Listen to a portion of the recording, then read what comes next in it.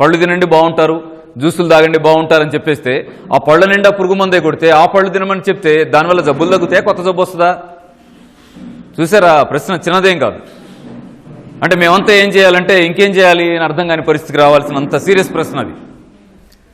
అయితే దానికి సమాధానం లేదు అనుకుంటే మనం ఏమైపోతామంటే ఇంకేం చేస్తాం? ఈ జబ్బులు ఉండాల్సిందే, ఆ మందులు ఉండాల్సిందే, లైఫ్ అంతా రిస్క్ అవ్వాల్సిందే, అంతకు తప్ప ఇంకో పరిష్కారం మనకు లేదు.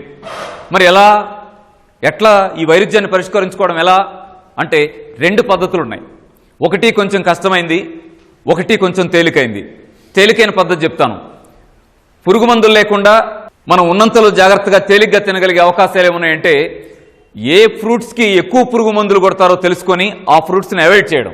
ఉదాహరణకి యాపిల్ బాగా పురుగు మందు కొట్టేటువంటి పండ్లలో ఒకటి, అలాగే ద్రాక్ష బాగా పురుగు మందులు కొట్టేటువంటి పళ్ళలో ఒకటి, దానిమ్మ బాగా పురుగు మందులు కొట్టేటువంటి దాంట్లో ఒకటి, నల్ల పుచ్చకాయ అండి, సన్నగా చిన్నగా ఉండి భలే తీగా ఉంటుందే ఎర్రగా ఉండి, ఆ పుచ్చకాయ కూడా బాగా పురుగు మందులు కొట్టే దాంట్లో ఒకటి. ఉదాహరణకి పుచ్చ చేలోకి వెళ్తే వారానికి 2 సార్లు మందు కొట్టకుండా అసలు ఆ చెట్లు కుదరటం లేదు ఇవి.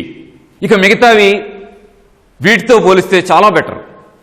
వీటిని పక్కకు పెట్టండి. ఏమేం చెప్పాను? ద్రాక్ష, దానిమ్మ, యాపిల్, ఆ నల్ల పుచ్చకాయ, వీటికి బాగా మందు కొడుతున్నారు, ఆ పక్క పెట్టేయండి.